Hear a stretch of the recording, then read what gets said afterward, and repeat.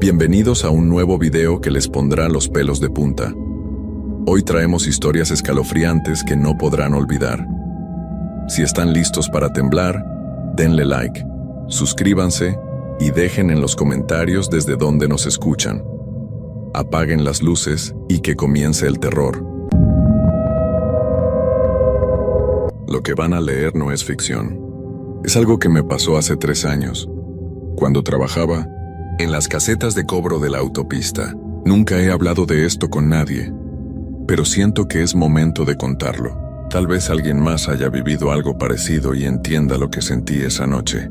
Mi nombre es real, el lugar es real y todo lo que pasó también es real. Me llamo Ricardo Hernández Morales y soy de Toluca, Estado de México. Tengo 28 años y llevo trabajando en las casetas de cobro desde hace 5 años. Siempre he sido una persona tranquila, de esas que no se asustan fácil. Pero lo que me pasó aquella noche del 15 de octubre cambió mi manera de ver las cosas para siempre. Estaba asignado al turno nocturno en la caseta número 7 de la autopista México-Toluca. Es una caseta que queda en medio de la nada, rodeada de cerros y árboles. Durante el día pasan muchos carros, pero en la madrugada, especialmente entre las 2 y las 5 de la mañana, casi no hay tráfico. Solo de vez en cuando pasa algún tráiler o algún carro perdido. Era una noche como cualquier otra. Había llovido en la tarde, así que el pavimento estaba mojado y había mucha neblina. El aire olía a tierra húmeda y a hojas mojadas. Yo estaba en mi caseta, viendo la televisión pequeña que tenemos ahí, cuando escuché el primer carro que se acercaba. Era como las 2:30 de la madrugada. Levanté la vista y vi las luces amarillas de un carro viejo que venía despacio, muy despacio. Tan despacio que pensé que tal vez el conductor estaba perdido o buscando algo. Cuando llegó a mi ventanilla, vi que era un carro azul, como de los años 80, todo oxidado y con los vidrios empañados.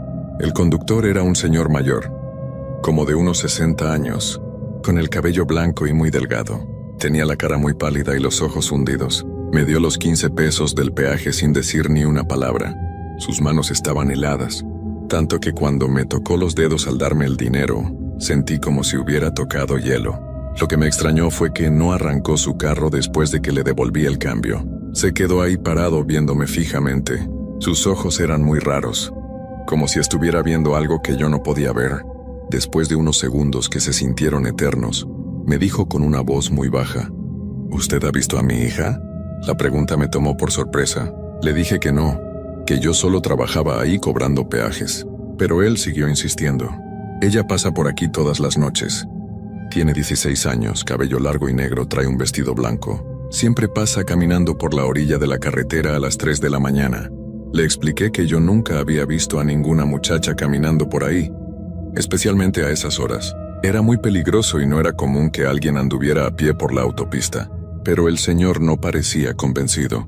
Está perdida, me dijo. Lleva 3 años perdida. Salió de la casa una noche y nunca regresó, pero yo sé que anda por aquí. La he visto varias veces. Algo en su voz me puso nervioso. Había mucha tristeza, pero también algo más. Algo que no podía explicar. Le dije que si veían a alguna muchacha le diría que su papá la estaba buscando, solo para que se fuera. Entonces sonrió, pero su sonrisa no era normal. Era como si supiera algo que yo no sabía. Gracias, joven. Usted es muy amable, me dijo. Y por fin arrancó su carro. Lo vi alejarse despacio, con las luces rojas traseras perdiéndose en la neblina. Después de eso traté de seguir viendo la televisión, pero no podía concentrarme. Algo de ese señor me había puesto muy incómodo. La manera como me veía, la pregunta sobre su hija, todo era muy extraño, pero pensé que tal vez era solo un papá preocupado que estaba buscando a su hija. Estas cosas pasan, ¿no? Como a las 3:15 de la madrugada, escuché pasos afuera de la caseta, pasos lentos, como si alguien estuviera caminando despacio por el pavimento mojado. Me asomé por la ventana y no vi nada. La neblina estaba muy espesa y apenas se veía a unos metros de distancia, pero los pasos siguieron. Salí de la caseta para ver mejor. La autopista estaba completamente vacía. No había ni un solo carro a la vista, pero los pasos continuaban. Sonaban como si vinieran del lado derecho de la carretera, donde está la cuneta llena de pasto alto y árboles. ¿Hay alguien ahí?, grité. Mi voz sonó muy fuerte en el silencio de la noche. Los pasos se detuvieron inmediatamente. Esperé unos segundos y luego regresé a la caseta, pero cuando me senté, los pasos comenzaron otra vez. Esta vez sonaban más cerca, mucho más cerca, como si alguien estuviera caminando justo al lado de mi caseta. Me quedé muy quieto tratando de escuchar mejor. Los pasos eran suaves, como si alguien estuviera caminando descalzo o con zapatos muy ligeros, pero lo más extraño era que sonaban húmedos, como si quien caminara estuviera empapado. Volví a salir de la caseta, esta vez con la lámpara que tenemos para las emergencias. Alumbré hacia todos lados, pero no vi a nadie. La neblina había aumentado tanto que apenas podía ver mis propios pies. El aire estaba muy frío y húmedo, y tenía un olor raro como a flores marchitas. Regresé adentro y cerré la puerta con seguro. Nunca había hecho eso antes.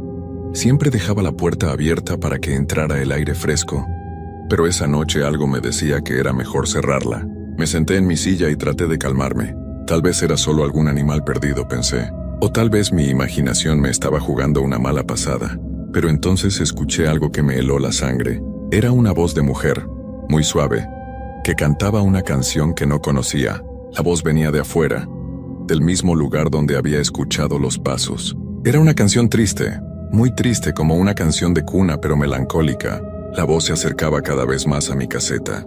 Podía escuchar las palabras aunque no las entendía bien. Sonaban como si la persona que cantaba tuviera la boca llena de agua, como si estuviera hablando desde muy profundo, desde algún lugar lejano. Me acerqué despacio a la ventana y traté de ver hacia afuera. La neblina era tan espesa que parecía una pared blanca, pero entonces la vi.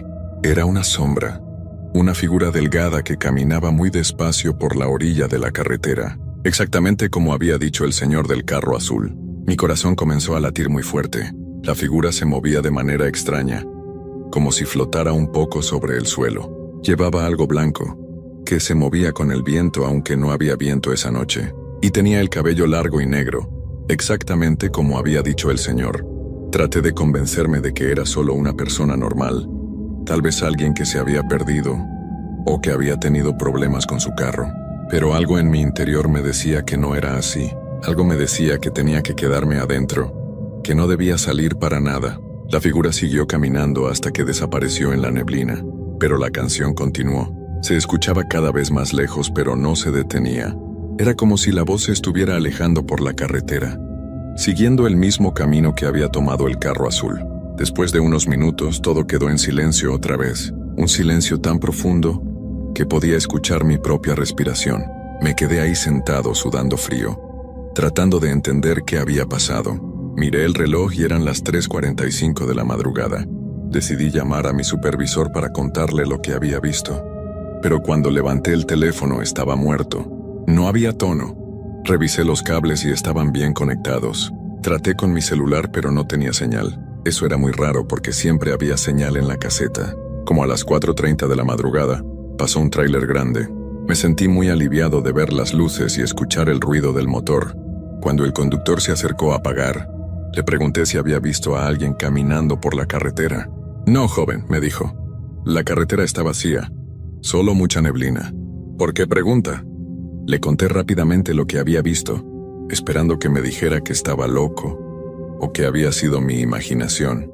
Pero su cara cambió completamente. Se puso muy serio y me miró fijamente.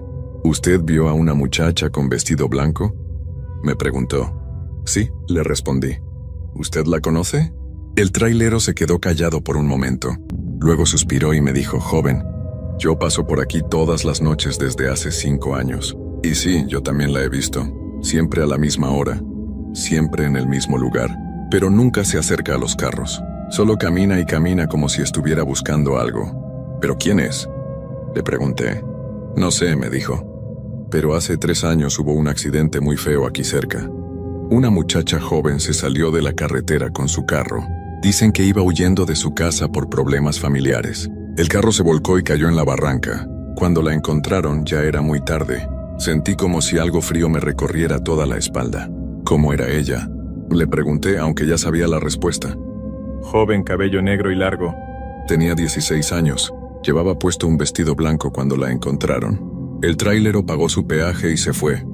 Pero antes me dijo: joven, si la vuelve a ver, no trate de hablarle. Solo déjela pasar. Ella no le va a hacer daño. Pero es mejor no meterse en esas cosas. Me quedé ahí sentado, sintiendo como si el mundo se hubiera puesto de cabeza. Todo tenía sentido ahora. El señor del carro azul, la muchacha caminando, la hora exacta, todo encajaba como las piezas de un rompecabezas muy triste. Después de que se fue el trailero, me quedé pensando en todo lo que me había dicho. Mi mente trataba de encontrar una explicación lógica, pero no podía. Había visto con mis propios ojos a esa muchacha caminando.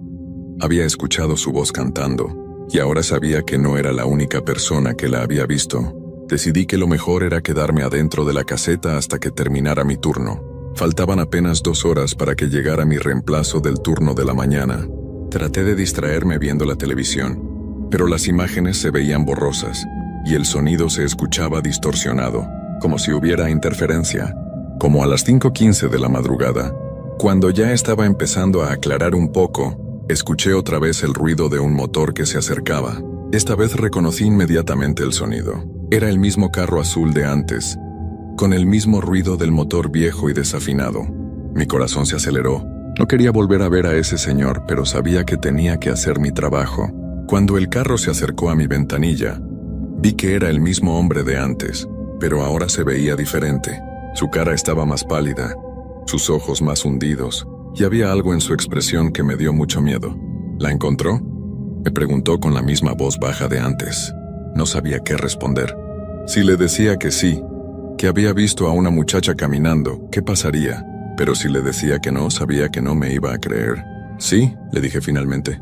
Vi a una muchacha con vestido blanco caminando por la orilla de la carretera, como a las 3:30 de la madrugada. Los ojos del señor se iluminaron de una manera que me puso muy nervioso. ¿Hacia dónde iba?, me preguntó. Hacia el norte, le respondí, caminando muy despacio. El señor sonrió otra vez con esa sonrisa extraña. Sabía que usted la iba a ver. Ella siempre aparece cuando alguien puede ayudarla. ¿Ayudarla con qué?, le pregunté, aunque no estaba seguro de querer saber la respuesta. Ella está perdida, me dijo. No puede encontrar el camino a casa. Lleva 3 años caminando por esta carretera, buscando la manera de regresar, pero no puede. Está atrapada aquí. ¿Y usted quién es?, le pregunté, aunque creo que ya sabía la respuesta. Soy su papá, me dijo. Vengo todas las noches a buscarla, pero cuando la encuentro ella no me reconoce. Es como si no me viera. Solo sigue caminando y caminando. Sentí una tristeza muy profunda al escuchar eso. Un papá que venía todas las noches a buscar a su hija, sabiendo que nunca la iba a poder llevar a casa. Era algo muy triste, pero también muy extraño. ¿Por qué no puede irse?, le pregunté. Porque no sabe que ya no está aquí, me respondió. Ella cree que todavía está huyendo de casa. Cree que todavía está buscando un lugar donde esconderse. No se da cuenta de que ya no necesita huir. El señor me dio otros 15 pesos para el peaje, aunque no entendía por qué tenía que pagar otra vez. Joven, me dijo, si usted la vuelve a ver, dígale que su papá la perdona. Dígale que puede venir a casa. Dígale que ya no está enojado con ella. ¿Enojado por qué?, le pregunté. Porque se fue de casa sin decir nada. Porque no quiso hablar conmigo sobre sus problemas. Porque eligió huir en lugar de quedarse y arreglar las cosas. Su voz se quebró un poco. Pero ya no importa. Solo quiero que sepa que la perdono y que la quiero. Después de eso, el señor arrancó su carro y se fue. Pero esta vez no lo vi alejarse por la carretera. El carro simplemente desapareció en la neblina, como si se hubiera desvanecido en el aire. Me quedé ahí sentado, sintiéndome muy confundido y triste. Todo lo que había pasado esa noche parecía como un sueño, pero sabía que había sido real. Había visto a esa muchacha, había hablado con su papá, había escuchado su historia. A las 6 de la mañana llegó Jorge, mi compañero del turno de la mañana. Cuando me vio, me dijo que me veía muy pálido y que parecía como si hubiera visto un fantasma. No le conté nada de lo que había pasado. Solo le dije que había sido una noche muy larga y que tenía ganas de llegar a casa a dormir. Pero mientras manejaba de regreso a Toluca, no podía dejar de pensar en esa muchacha y en su papá. Sabía que esa no sería la última vez que los vería. Durante los siguientes días, no pude sacarme de la mente lo que había vivido esa noche. Traté de hacer mi vida normal, pero cada vez que cerraba los ojos, veía la figura de la muchacha caminando en la neblina. Escuchaba su voz cantando esa canción triste que nunca pude entender completamente. Decidí investigar por mi cuenta. Fui a la biblioteca de Toluca y busqué en los periódicos viejos. Encontré la noticia que mencionó el tráilero. Era de octubre de 2021, hace exactamente 3 años. El titular decía, joven de 16 años. Pierde la vida en accidente automovilístico en la autopista México-Toluca. La muchacha se llamaba Andrea Moreno. Tenía 16 años y estudiaba preparatoria. Según la nota, había tenido una discusión muy fuerte con su papá sobre sus calificaciones y sobre un novio que él no aprobaba. Esa noche, después de la pelea, salió de su casa sin decir nada. Tomó el carro de su mamá y se fue. Su papá, un señor llamado Don Emilio Moreno, salió a buscarla inmediatamente, pero para cuando la encontró, ya era muy tarde. El carro se había salido de la carretera en una curva muy peligrosa. Cerca de la caseta donde yo trabajo, Andrea no sobrevivió al accidente. La nota decía que Don Emilio estaba destrozado, que se culpaba a sí mismo por haber discutido con su hija, que si no hubiera sido tan duro con ella, tal vez no habría salido de casa esa noche. El artículo terminaba diciendo que el funeral se realizaría en la iglesia de su colonia y que Andrea sería sepultada en el panteón municipal. Esa información me confirmó lo que ya sabía en mi corazón. Todo lo que había vivido esa noche había sido real. Había visto a Andrea caminando por la carretera, buscando el camino a casa, y había conocido a su papá, que seguía viniendo todas las noches a buscarla. Pasaron 2 semanas antes de que volviera a trabajar el turno nocturno. Esta vez estaba más preparado pero igual de nervioso. Como a las 2:45 de la madrugada, escuché otra vez el ruido del motor viejo. Era Don Emilio en su carro azul. Cuando llegó a mi ventanilla, me reconoció inmediatamente. ¿La ha visto otra vez?, me preguntó. No, le dije. Pero he estado pensando en lo que me dijo la vez pasada. ¿Qué ha estado pensando?, me preguntó.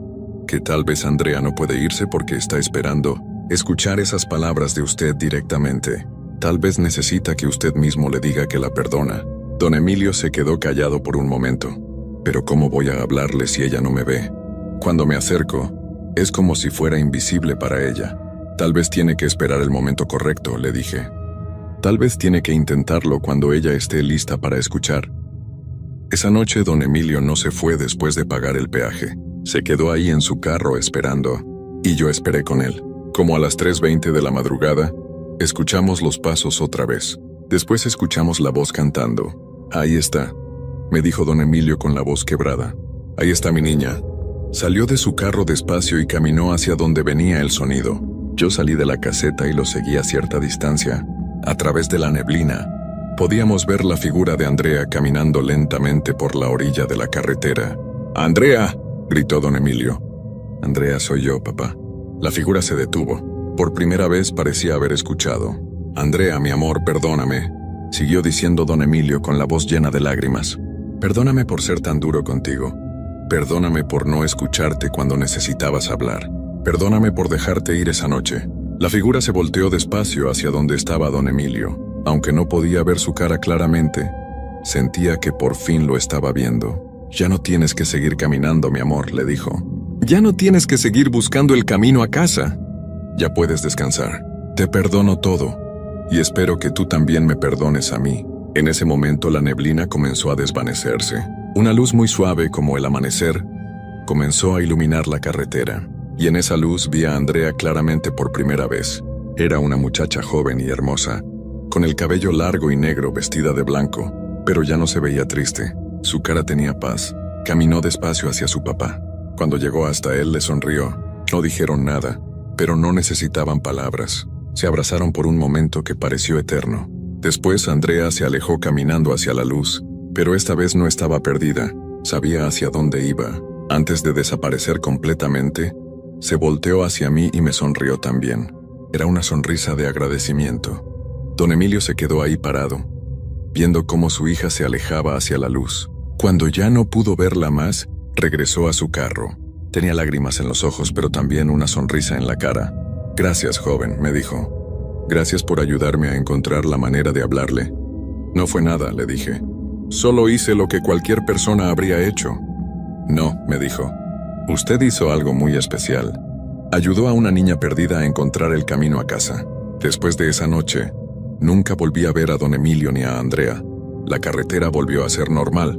No más pasos extraños, No más canciones tristes, no más figuras caminando en la neblina, pero a veces, cuando trabajo el turno nocturno y hay mucha neblina, siento una presencia amable cerca de la caseta, como si Andrea pasara de vez en cuando a saludar, pero ya no como una niña perdida, sino como un ángel que cuida a los que trabajamos en esa carretera solitaria.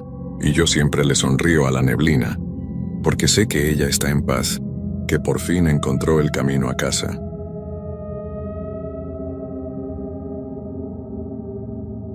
Antes de contarte esta historia, debo decirte que trabajé muchos años en hospitales durante la noche.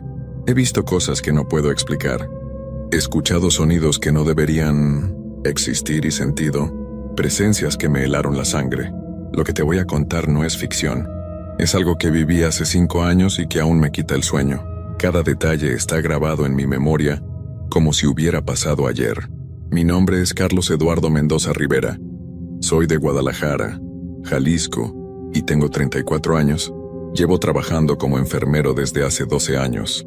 Pero esta experiencia casi me hace cambiar de profesión para siempre.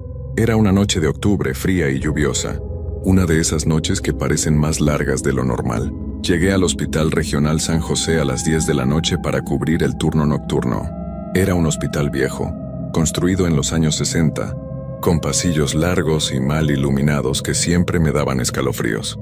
Esa noche me tocaba trabajar en el tercer piso, en el área de medicina interna, un lugar que durante el día estaba lleno de vida y movimiento, pero por las noches se convertía en un laberinto silencioso y opresivo. El turno de día me entregó a los pacientes sin mayores novedades. Tenía bajo mi cuidado a 15 personas, la mayoría adultos mayores con problemas respiratorios y cardíacos. Todo parecía normal hasta que la doctora de guardia me comentó algo que me puso nervioso desde el principio. «Carlos, ten cuidado con la habitación 314», me dijo mientras revisaba los expedientes. «Los pacientes han estado muy inquietos últimamente.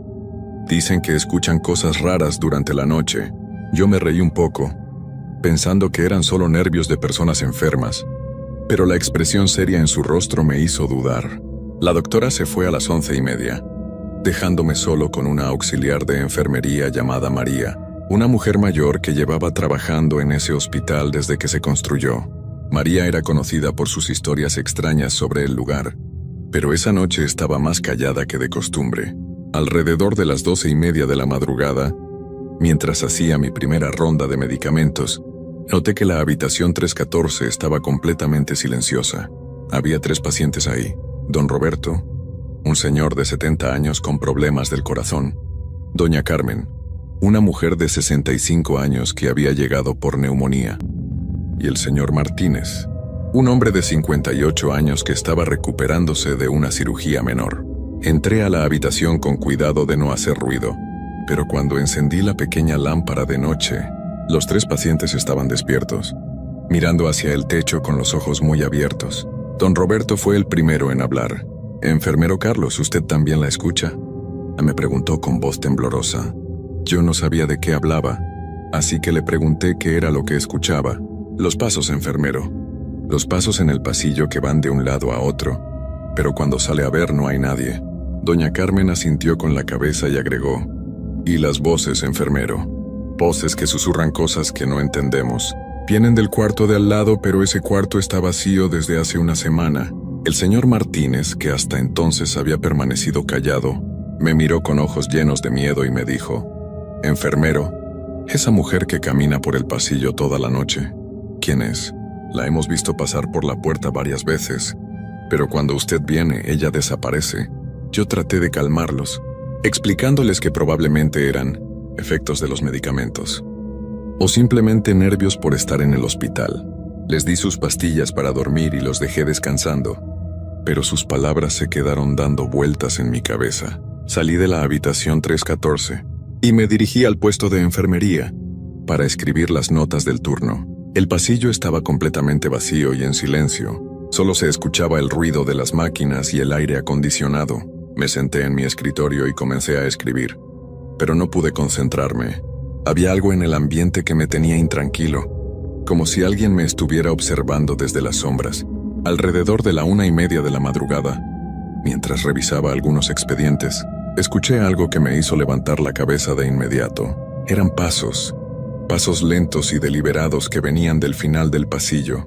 Pensé que era María, la auxiliar, pero cuando miré hacia donde venían los sonidos, no vi a nadie. Los pasos continuaron por unos segundos más y luego se detuvieron, justo frente a la habitación 315, que estaba vacía desde hacía varios días. Me levanté de mi silla y caminé hacia el final del pasillo para investigar. Mis propios pasos resonaban en el silencio de la noche, creando un eco que me puso los nervios de punta.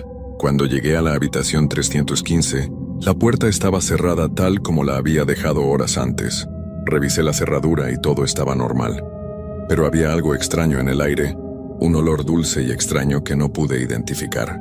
Regresé al puesto de enfermería, pero no pude quitarme la sensación de que algo no estaba bien. Decidí hacer una ronda completa por todo el piso para revisar a todos los pacientes y asegurarme de que todo estuviera en orden. Comencé por las habitaciones del lado izquierdo del pasillo, donde todos los pacientes dormían profundamente. Cuando llegué a la habitación 314, me sorprendí al ver que don Roberto estaba sentado en su cama, completamente despierto y mirando hacia la puerta. Enfermero Carlos, me dijo en voz baja. Ella acaba de pasar otra vez. Una mujer vestida de blanco, con el cabello largo y suelto. Caminaba muy despacio y no hacía ruido con los pies como si flotara. Yo miré hacia el pasillo, pero no vi a nadie.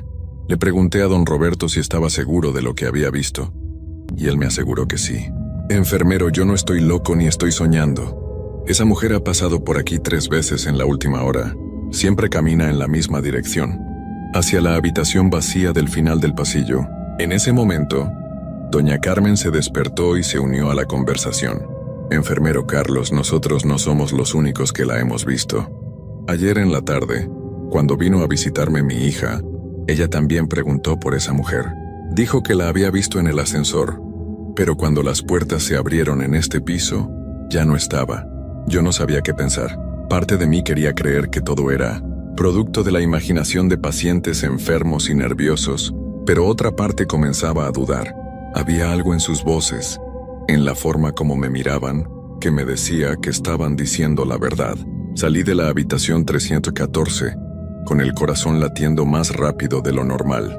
Decidí buscar a María para preguntarle si había notado algo extraño, pero cuando llegué al otro extremo del piso, donde ella solía estar organizando medicamentos, no la encontré. Su carrito estaba ahí, con todas las pastillas ordenadas, pero ella había desaparecido. Pensé que tal vez había bajado a buscar algo a la farmacia o había ido al baño, así que decidí esperarla. Mientras esperaba, me senté en una silla cerca de la ventana que daba al patio interior del hospital. Desde ahí podía ver todo el pasillo y cualquier movimiento que hubiera. Eran las 2:15 de la madrugada y el silencio era total. Solo se escuchaba el ruido constante de los aparatos médicos y el zumbido de los tubos de luz, que parpadeaban de vez en cuando. De repente escuché algo que me hizo poner todos los sentidos en alerta. Era el sonido de una puerta que se abría despacio, seguido de pasos muy suaves. Miré hacia el pasillo y vi una sombra que se movía lentamente junto a la pared. Al principio pensé que era María que había regresado, pero cuando la figura se acercó más a la luz, me di cuenta de que no era ella. Era una mujer alta, vestida con lo que parecía ser un uniforme blanco muy viejo, del tipo que usaban las enfermeras hace muchos años. Su cabello era largo y oscuro, y lo llevaba suelto cayendo sobre sus hombros. Lo más extraño era que no hacía absolutamente ningún ruido al caminar, como si sus pies no tocaran el suelo. Me quedé paralizado observando cómo se movía por el pasillo. Caminaba muy despacio, deteniéndose frente a cada habitación como si estuviera revisando a los pacientes. Cuando llegó a la habitación 1314, se quedó parada ahí por varios minutos, mirando hacia adentro. Yo no podía ver su cara desde donde estaba, pero algo en su postura me daba mucho miedo. Traté de levantarme para acercarme y preguntarle quién era, pero mis piernas no me respondían. Era como si el miedo me hubiera paralizado completamente. La mujer continuó su recorrido y se dirigió hacia la habitación 315, la que estaba vacía. Para mi sorpresa, la puerta se abrió sola cuando ella se acercó sin que ella la tocara. En ese momento logré reaccionar y me levanté de la silla. Caminé hacia el pasillo, pero cuando llegué al lugar donde había visto a la mujer, ya no estaba. La habitación 315 estaba cerrada nuevamente, tal como la había dejado. Revisé la cerradura y estaba bien puesta. No había forma de que alguien hubiera entrado y salido sin que yo lo notara. Regresé rápidamente al puesto de enfermería y busqué el teléfono para llamar a seguridad. Necesitaba saber si había alguien más en el piso. Alguien que no debería estar ahí. Marqué el número de la central de seguridad y después de varios timbrazos, contestó el guardia de turno. «Habla Carlos, del tercer piso», le dije tratando de mantener la calma. «Necesito que revisen si hay alguien en este piso que no debería estar aquí. Acabo de ver a una mujer que no reconozco». El guardia me dijo que en unos minutos subiría a revisar, pero que según sus registros, no había entrado nadie al hospital desde las 9 de la noche. Mientras esperaba al guardia, decidí revisar los expedientes de los pacientes anteriores que habían estado en la habitación 315. Busqué en los archivos de la computadora y encontré que la última persona que había estado ahí era una mujer de 42 años llamada Elena Vázquez, que había llegado por complicaciones respiratorias graves. Según el expediente, había estado en el hospital durante una semana, pero algo había salido mal durante su tratamiento.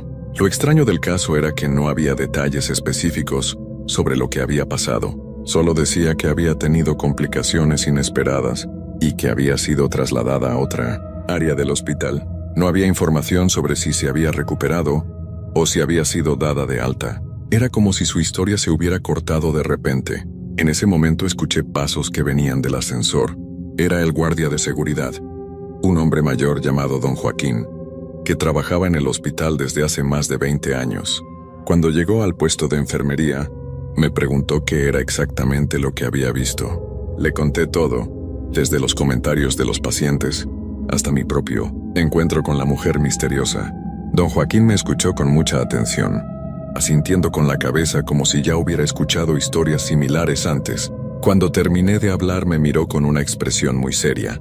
«Enfermero Carlos», me dijo en voz baja, «usted no es el primero que reporta cosas extrañas en este piso. En los últimos meses, varios compañeros del turno nocturno han visto a esa mujer. Siempre la misma descripción. Vestida de blanco, cabello largo, camina sin hacer ruido». Me contó que había hablado con otros enfermeros y auxiliares que habían tenido experiencias similares. Algunos habían visto a la mujer en los pasillos. Otros la habían visto en las habitaciones vacías. Y algunos incluso habían escuchado su voz susurrando cosas incomprensibles durante la madrugada. «Pero hay algo más», continuó don Joaquín, «algo que el hospital no quiere que se sepa. Hace 3 meses, una enfermera del turno nocturno renunció después de una experiencia muy fuerte con esa mujer.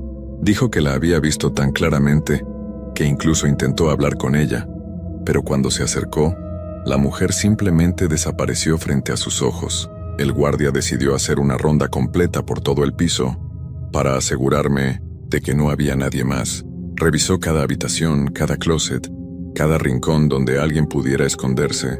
Después de media hora, regresó al puesto de enfermería con las manos vacías. «No hay nadie más aquí», me dijo. «Pero enfermero Carlos, le voy a dar un consejo. Si vuelve a ver a esa mujer, no trate de acercarse a ella. Varios de nosotros creemos que es el espíritu de alguien que no puede descansar en paz. Es mejor dejarla que haga lo que tenga que hacer y no interferir». Después de que don Joaquín se fue, me quedé solo nuevamente. Eran las 3:30 de la madrugada y aún faltaban varias horas para que terminara mi turno.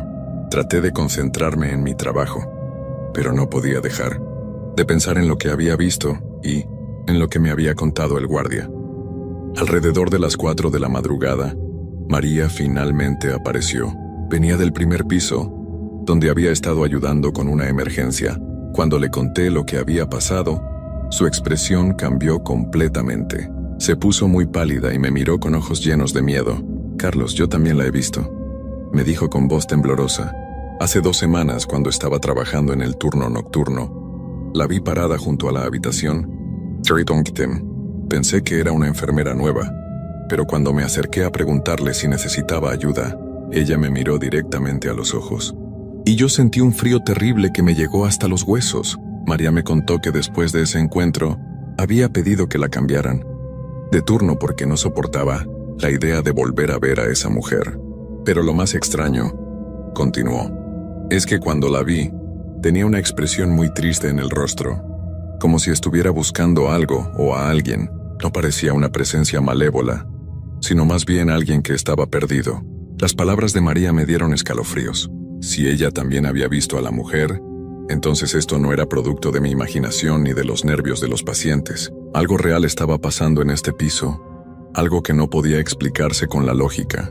Decidí investigar más sobre Elena Vázquez, la última paciente de la habitación 315. Busqué en los archivos más antiguos de la computadora y encontré algunos detalles que no habían aparecido en la primera búsqueda.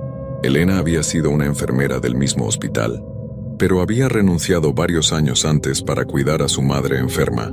Había regresado como paciente hace 3 meses, justamente cuando comenzaron los avistamientos. Lo más perturbador era que, según los registros, Elena había estado preguntando constantemente por su antiguo puesto de trabajo. Quería saber si podía volver a trabajar en el turno nocturno del 3er piso, el mismo lugar donde yo estaba ahora. Los doctores habían anotado que parecía obsesionada con regresar a su trabajo, incluso estando muy enferma. Mientras revisaba estos documentos, escuché un sonido que me hizo levantar la vista inmediatamente. Era el ruido de una silla que se movía, pero venía de la habitación 315. María también lo escuchó y me miró con los ojos muy abiertos. «Carlos, esa habitación ha estado vacía desde hace una semana», me susurró. Tomé una linterna y caminé hacia la habitación 315, con María siguiéndome a pocos pasos. Cuando llegué a la puerta, puse mi oído contra la madera y escuché algo que me heló la sangre. Era el sonido de alguien respirando del otro lado, una respiración lenta y profunda, como si alguien estuviera durmiendo. Abrí la puerta muy despacio y alumbré el interior con la linterna. La habitación estaba vacía, tal como esperaba, pero algo estaba diferente. La cama, que debería haber estado perfectamente tendida, tenía una forma extraña, como si alguien hubiera estado acostado ahí hace poco tiempo. Las almohadas tenían una pequeña depresión, como si una cabeza hubiera descansado sobre ellas. María se acercó a la cama y tocó las sábanas. «Carlos, están tibias», me dijo con voz temblorosa. «Alguien estuvo aquí hace muy poco tiempo». Yo toqué las sábanas también y ella tenía razón. Había un calor suave que no debería existir en una habitación que había estado vacía durante días. En ese momento escuchamos pasos que venían del pasillo. Eran los mismos pasos lentos y silenciosos que había escuchado antes, pero esta vez sonaban más cerca. Salimos de la habitación 315 y vimos a la mujer otra vez, pero esta vez estaba mucho más cerca de nosotros. Estaba parada frente a la habitación 314, mirando hacia adentro donde dormían los pacientes, pero ahora podía ver su rostro claramente. Era una mujer joven, de unos 40 años, con facciones suaves pero marcadas por una tristeza profunda. Sus ojos estaban fijos en algo que nosotros no podíamos ver, y sus labios se movían como si estuviera hablando con alguien. María me agarró del brazo con mucha fuerza. «Carlos, es ella», me susurró. «Es Elena Vázquez. Yo la conocí cuando trabajaba aquí. Esa es Elena, pero ella ya no está entre nosotros». En ese momento entendí todo. La mujer que habíamos estado viendo no era una persona viva, sino el espíritu de Elena, que había fallecido en este hospital y no podía encontrar paz. Elena se volteó hacia nosotros y nos miró directamente. Sus ojos estaban llenos de una tristeza tan profunda que me dolió el corazón. Movió los labios como si quisiera decirnos algo, pero no salía ningún sonido. Levantó una mano muy despacio y señaló hacia la habitación 315, luego hacia la habitación 314, como si estuviera tratando de mostrarnos algo importante. De repente, escuchamos gritos que venían de la habitación 314. Don Roberto estaba gritando que alguien lo estaba tocando, que unas manos frías lo estaban jalando de las piernas. Doña Carmen también gritaba, diciendo que había una mujer parada junto a su cama, mirándola fijamente. Corrimos hacia la habitación 314 y encendimos todas las luces. Los 3 pacientes estaban completamente despiertos y muy asustados. Don Roberto tenía las sábanas revueltas y estaba temblando. «Enfermero Carlos», me dijo con voz quebrada, «esa mujer estuvo aquí». Se acercó a mi cama y me tocó la cara con unas manos muy frías. Me dijo algo, pero no pude entender qué era. Doña Carmen estaba llorando. «Enfermero». Ella me miró a los ojos y vi tanto dolor en su mirada. Parecía que quería pedirme ayuda, pero no sabía cómo hacerlo. El señor Martínez, que normalmente era muy callado, estaba sentado en su cama con los ojos muy abiertos. Enfermero Carlos, esa mujer no está viva. Yo he visto espíritus antes y eso es lo que ella es.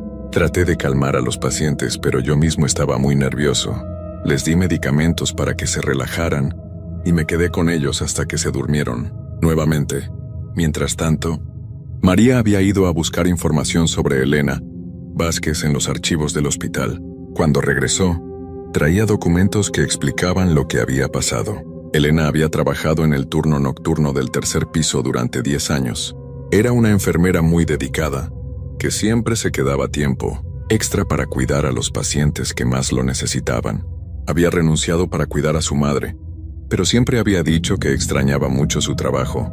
3 meses antes, Elena había llegado al hospital muy enferma. Había pedido específicamente que la pusieran en el tercer piso, en la habitación 315, porque quería estar cerca del lugar donde había sido tan feliz trabajando. Los doctores habían intentado tratarla, pero su enfermedad era muy grave y había empeorado rápidamente. Según los reportes médicos, Elena había pasado sus últimos días pidiendo que la dejaran levantarse para cuidar a los pacientes del pasillo. Decía que podía escuchar a los enfermos llamándola y que necesitaba ir a ayudarlos. Los doctores pensaban que era delirio por la fiebre, pero Elena insistía en que los pacientes la necesitaban.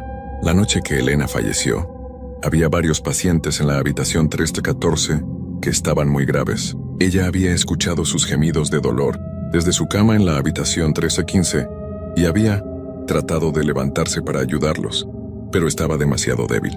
Según las enfermeras que estaban de turno esa noche, Elena había fallecido con los ojos abiertos, mirando hacia la habitación 314, como si estuviera preocupada por los pacientes que no había podido ayudar. «Carlos», me dijo María con lágrimas en los ojos. Elena nunca pudo descansar porque se fue sintiendo que había fallado a los pacientes que necesitaban su ayuda. Por eso su espíritu sigue aquí, tratando de cuidar a los enfermos como lo hizo toda su vida. En ese momento entendí por qué Elena aparecía siempre cerca de la habitación 314, por qué tocaba a los pacientes y por qué parecía tan triste. Ella estaba tratando de continuar con el trabajo que había amado tanto, pero no sabía que ya no podía ayudar a nadie desde el otro lado. Eran las 5 de la madrugada y el turno estaba por terminar, pero sabía que no podía irme sin hacer algo. Elena necesitaba encontrar paz, y los pacientes necesitaban poder descansar sin miedo. Decidí que tenía que hablar con ella, aunque no sabía si me escucharía o si podría entenderme. Regresé al pasillo y la vi otra vez, parada frente a la habitación 315. Esta vez caminé hacia ella sin miedo. Cuando me acerqué, ella me miró con esos ojos llenos de tristeza y dolor. «Elena», le dije en voz baja, «yo sé quién eres y sé por qué estás aquí, pero los pacientes están asustados, y tú ya no puedes ayudarlos de la forma que solías hacerlo». Elena me miró con sorpresa, como si no esperara que alguien la reconociera o le hablara directamente. Sus labios se movieron y por primera vez pude escuchar su voz, aunque era muy débil, como un susurro que venía de muy lejos. «Los pacientes me necesitan», me dijo. «Puedo escucharlos llorar de dolor durante la noche. Necesitan que alguien los cuide, que alguien se preocupe por ellos». «Elena, tú fuiste una enfermera maravillosa», le respondí tratando de mantener la calma. «Pero ahora hay otros enfermeros que cuidan a los pacientes. Yo estoy aquí para cuidarlos, María está aquí para ayudarlos. Ellos están bien atendidos, no tienes que preocuparte más por ellos». Elena me miró durante varios segundos, como si estuviera procesando lo que le había dicho. «Pero la noche que me fui», continuó con voz quebrada, «había pacientes que sufrían mucho en la habitación 314. Yo los escuchaba gemir y no pude levantarme para ayudarlos. Me fui sin poder hacer nada por ellos. ¿Cómo puedo descansar sabiendo que los abandoné?» En ese momento entendí completamente su dolor. Elena había fallecido sintiéndose culpable por no poder cumplir con su vocación de ayudar a los enfermos. Su espíritu estaba atrapado por esa culpa, repitiendo eternamente el intento de cuidar a pacientes que ya no podía ayudar. «Elena», le dije con toda la sinceridad que pude, «aquella noche tú estabas muy enferma. No podías hacer nada más, pero durante los 10 años que trabajaste aquí, ayudaste a miles de pacientes. Salvaste vidas, consolaste a familias, trajiste esperanza a personas que la habían perdido. Eso es mucho más importante que una noche en la que no pudiste hacer nada porque estabas luchando por tu propia vida». Sus ojos se llenaron de lágrimas que parecían brillar en la penumbra del pasillo. Pero ellos sufrían tanto, me dijo. Yo podía escucharlos y no podía hacer nada. Me sentía tan inútil, tan impotente. Escúchame bien, Elena, le dije acercándome un poco más. Yo voy a cuidar a los pacientes que están aquí ahora. Voy a asegurarme de que no sufran, de que tengan todo lo que necesiten. Y cuando mi turno termine, otro enfermero tomará mi lugar. Siempre habrá alguien aquí para cuidar a los enfermos, te lo prometo. Elena me miró con una expresión que mezclaba esperanza y dolor. ¿De verdad vas a cuidarlos bien? ¿No los vas a dejar solos cuando tengan miedo? Te doy mi palabra, le respondí. Voy a cuidarlos como tú lo habrías hecho. Voy a estar aquí cuando me necesiten. Y voy a asegurarme de que nunca se sientan abandonados. Por primera vez desde que la había visto, Elena sonrió. Era una sonrisa triste pero llena de alivio. Gracias, me dijo. Yo amaba tanto este trabajo. Amaba tanto ayudar a las personas. Pero ahora entiendo que ya no puedo seguir aquí. Hay otros que pueden hacer el trabajo que yo ya no puedo hacer. Elena, tú fuiste una gran enfermera, le dije. Pero ahora es tiempo de que descanses. Es tiempo de que encuentres paz. Los pacientes van a estar bien, te lo aseguro. Elena asintió con la cabeza y comenzó a caminar hacia la habitación 315. Voy a irme ahora, me dijo. Pero antes necesito despedirme de este lugar que tanto amé. Entró a la habitación y yo la seguí. Se acercó a la ventana y miró hacia afuera, hacia el amanecer que ya comenzaba a aparecer en el horizonte. Era tan hermoso trabajar aquí, me dijo. Cada noche era una oportunidad de ayudar a alguien, de hacer que el dolor de otra persona fuera un poco menos pesado. Espero que tú también encuentres esa satisfacción en tu trabajo. La encuentro, le respondí. Y ahora la voy a encontrar aún más, porque voy a recordar tu dedicación y tu amor por los pacientes. Cada vez que cuide a alguien. Elena se volteó hacia mí una última vez. Cuida bien a los pacientes de la habitación 314, me dijo. Ellos han pasado por mucho miedo estos últimos días por mi culpa. Diles que todo va a estar bien, que ya no hay nada de qué preocuparse. Se lo voy a decir, le prometí. Y Elena, gracias por enseñarme lo que significa realmente ser enfermero. Gracias por recordarme por qué elegí esta profesión. Elena sonrió por última vez y comenzó a volverse transparente. Ahora puedo descansar, me dijo. Ahora puedo irme en paz. Su figura se fue desvaneciendo lentamente, hasta que desapareció completamente, dejando solo una sensación de calma y tranquilidad en la habitación. Me quedé ahí durante varios minutos procesando todo lo que había vivido esa noche. Cuando salí de la habitación 315, María me estaba esperando en el pasillo. «¿Se fue, verdad?», me preguntó. «Sí», le respondí. Finalmente encontró paz. Fuimos a la habitación 1314 para revisar a los pacientes. Los tres estaban durmiendo tranquilamente, con expresiones relajadas en sus rostros. Era la primera vez en días que los veía dormir sin signos de inquietud o miedo. Cuando don Roberto despertó cerca de las 6 de la mañana, me miró con una sonrisa. «Enfermero Carlos», me dijo, «tuve el sueño más hermoso. Soñé que una mujer muy gentil vino a despedirse de mí. Me dijo que ya no tenía que preocuparme, que iba a estar bien cuidado. Y por primera vez en días me siento realmente descansado». Doña Carmen y el señor Martínez despertaron con historias similares. Todos habían tenido sueños tranquilos y se sentían mucho mejor.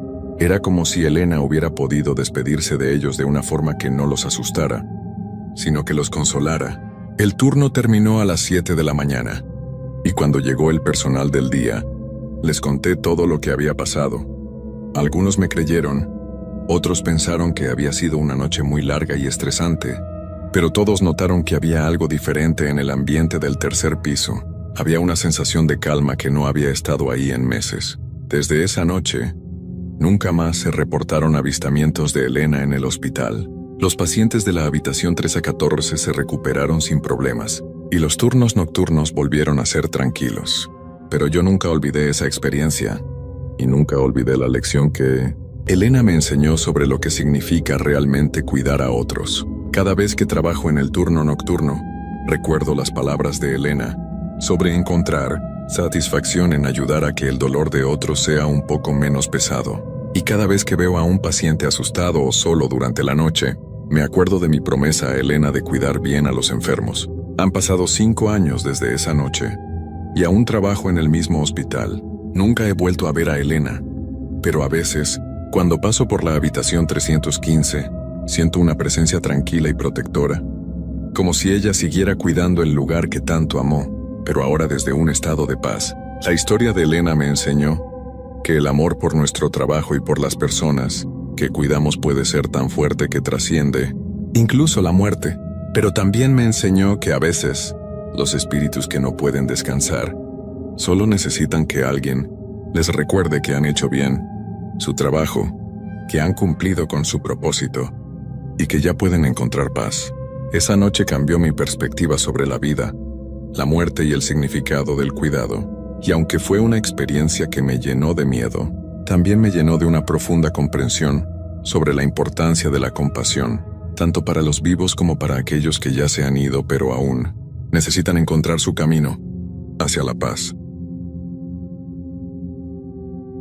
¿Alguna vez has sentido que te están mirando, aunque estés completamente solo? No me refiero a una mirada común, sino a una que atraviesa la espalda, como si alguien invisible te estuviera observando desde un rincón oscuro. Yo no creía en nada de eso, hasta que me tocó vivirlo en carne propia. Me llamo Felipe Mendoza, soy de Veracruz, y durante varios años trabajé como despachador de gasolina en una estación que quedaba justo a la salida de la ciudad, cerca de la carretera vieja. Era de esas gasolineras donde rara vez se ve gente en la noche, pero que por alguna razón siempre está abierta, como si alguien o algo necesitara que no se cerrara nunca. Yo tomaba el turno de la madrugada porque pagaban un poco más.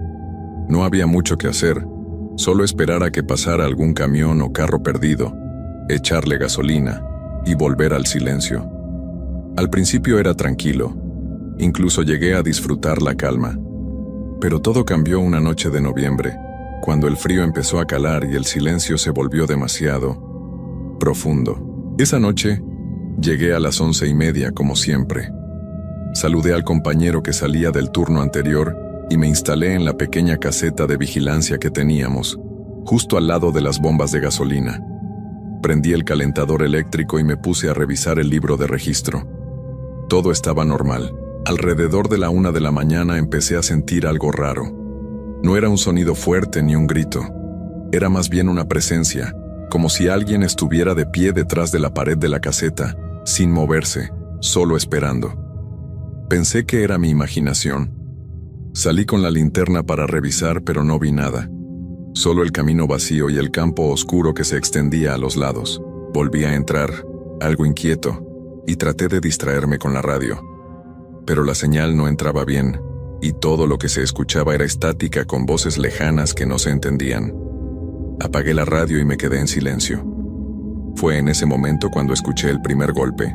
Venía de la parte trasera, donde guardábamos los tambores vacíos. Un solo golpe, seco, como si alguien los hubiera movido a propósito. Volví a salir, esta vez más alerta. Caminé con la linterna en mano, alumbrando cada rincón. No había viento, no llovía, no había razón para que algo se hubiera caído. Me acerqué al lugar de los tambores y noté que uno estaba ligeramente fuera de su sitio, como si alguien lo hubiera empujado. Lo volví a acomodar y me dije a mí mismo que tal vez había estado mal puesto desde antes. Regresé a la caseta y cerré la puerta. Pasaron unos 20 minutos y todo estaba en silencio. Empezaba a relajarme cuando vi las luces de un coche aproximarse. Respiré aliviado. Era un cliente. El coche, un sedán negro bastante viejo, se detuvo frente a la bomba número 3. Me puse el chaleco, agarré el surtidor y salí a atender. «Buenas noches», dije mientras me acercaba. «¿Cuánto le pongo?» El vidrio del conductor estaba completamente empañado y no se bajaba. Toqué suavemente la ventana. Nada. Fue entonces cuando me di cuenta de que el coche estaba completamente apagado. No tenía las luces encendidas, ni el motor sonaba. Simplemente había aparecido ahí como si alguien lo hubiera dejado y se hubiera desvanecido. Retrocedí un poco con el corazón latiendo fuerte. La bomba número 3 tampoco marcaba ningún movimiento. No había consumo, no se activaba. Todo estaba muerto. Me acerqué de nuevo, con cuidado, y fue entonces cuando vi algo que aún me cuesta explicar. El asiento del conductor estaba vacío. No había nadie adentro. Entonces, ¿quién lo había manejado hasta ahí? Sentí un escalofrío recorrerme el cuerpo. Retrocedí hacia la caseta sin dejar de mirar el coche. Justo cuando estaba por entrar, escuché otro golpe, esta vez más fuerte, proveniente del almacén de herramientas. Me quedé quieto un momento tratando de decidir si debía ir al almacén o quedarme dentro de la caseta. Por un lado, era mi trabajo revisar que todo estuviera en orden, pero por el otro, algo no se sentía bien. Era como si la noche se hubiera vuelto más pesada, como si el aire mismo estuviera lleno de algo que no podía ver, pero que sí me veía a mí. Tomé la linterna de nuevo, aunque mis manos temblaban un poco. Caminé hacia el almacén que quedaba a unos 20 pasos de la caseta. El golpe que había escuchado no parecía el típico sonido de una herramienta cayéndose. Era más como si alguien hubiera pateado la puerta por dentro. Cuando llegué, noté que la puerta del almacén estaba entreabierta. Yo estaba completamente seguro de que la había dejado cerrada con candado antes de empezar el turno. Empujé la puerta con cuidado, y ésta se abrió sin hacer ruido. Dentro, todo parecía en orden, pero había un olor raro. No sé cómo describirlo. No era basura, ni aceite, ni tierra húmeda. Era un olor seco, como a papel viejo, mezclado con algo que me recordaba a la ropa guardada por años. Iluminé con la linterna las estanterías, los botes de aceite, las cajas. Todo estaba en su lugar. Pero al fondo, junto a la pared, había algo que antes no estaba ahí. Era una figura encorvada, como una persona sentada con la cabeza baja.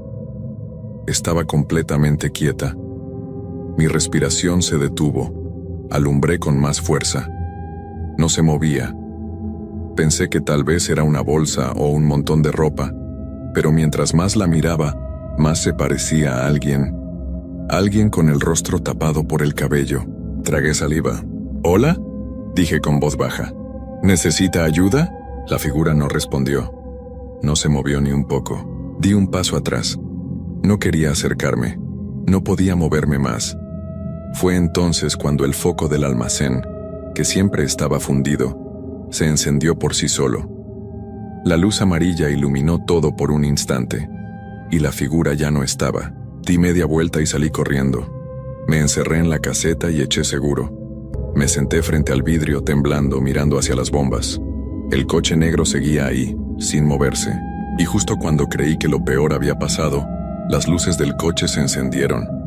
Pero seguía sin nadie adentro. Se encendieron los faros y por unos segundos me cegaron. Me cubrí los ojos con el antebrazo. Cuando volví a mirar, el coche ya no estaba. Desapareció. No lo vi moverse, no lo vi dar reversa. Simplemente ya no estaba. Me acerqué a la ventana con cuidado tratando de ver si había alguna huella, algún rastro en el piso, pero nada. Pensé en llamar a mi jefe, pero sabía que no me creería.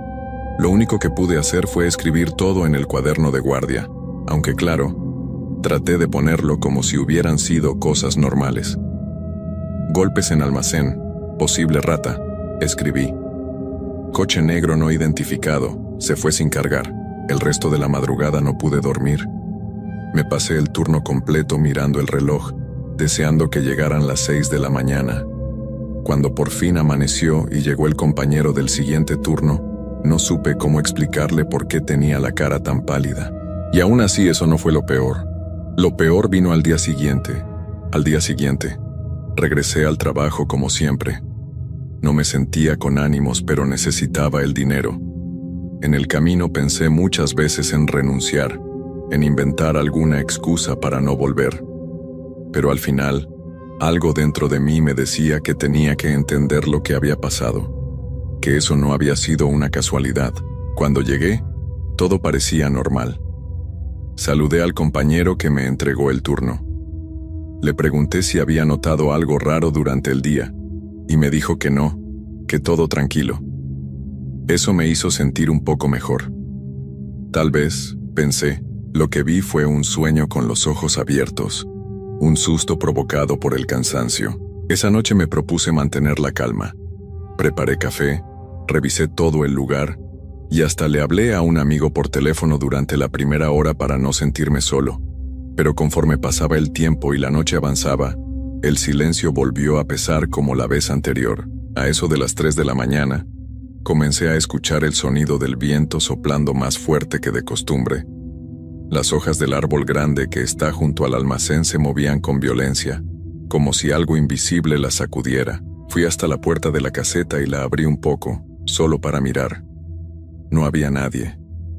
Las luces del camino estaban encendidas, la bomba de gasolina parpadeaba como siempre, pero de nuevo, el aire se sentía raro, más espeso, más helado. Cerré la puerta y me senté otra vez. Fue entonces cuando lo escuché.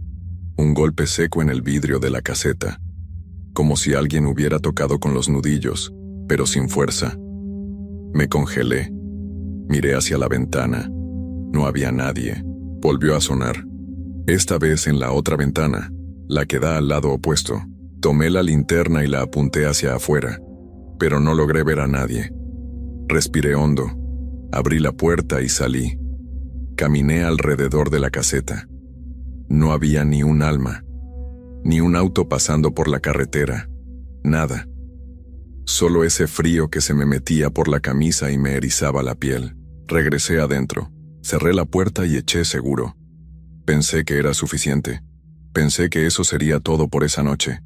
Pero cuando miré hacia la pantalla de las cámaras de seguridad, noté algo que me hizo sudar las manos. Una de las cámaras apuntaba directamente al almacén, y en la imagen, aunque borrosa por la oscuridad, se veía claramente una silueta parada justo frente a la puerta. No se movía. Solo estaba ahí. No se veía el rostro ni la ropa. Era como una sombra con forma de persona. Pero lo peor fue que, cuando me acerqué más a la pantalla, la sombra se giró, muy despacio, y aunque la imagen no era clara, juro que me estaba viendo directamente, como si supiera que yo también la miraba. Me aparté de la pantalla de golpe. No salí de la caseta en lo que restó del turno. No pude.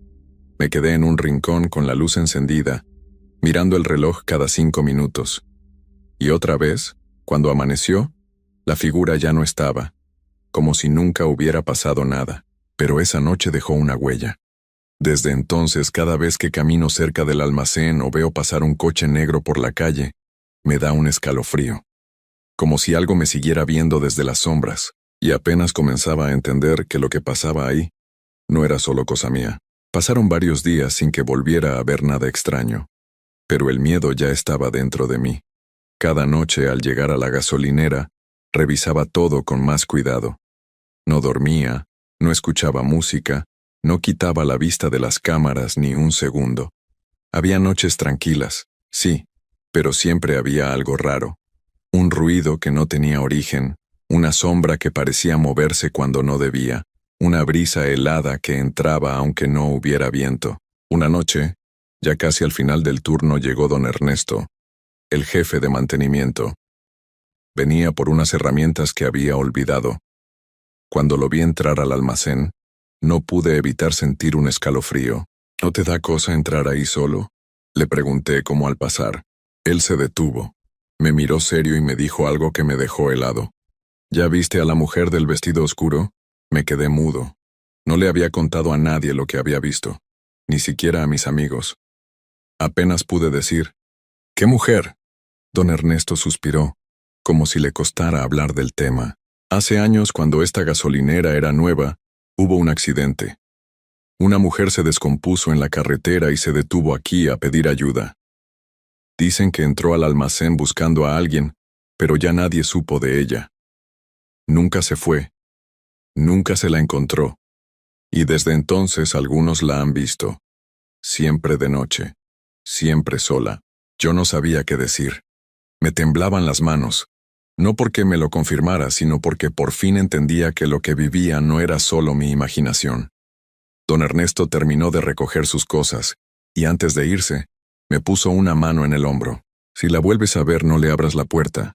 No importa lo que te diga, no importa cómo se vea, tú no le abras. Desde esa noche, trabajo con una medallita que me regaló mi mamá. Y aunque sigo en el mismo turno, ya no estoy solo. Cada madrugada, siento esa presencia allá afuera, rondando la gasolinera, como buscando algo, o a alguien. A veces escucho golpecitos en la ventana, a veces veo la sombra en las cámaras. Pero no abro. No importa cuánto insista. No importa si llora o si dice mi nombre con esa voz que no es humana, porque ahora sé que no está viva.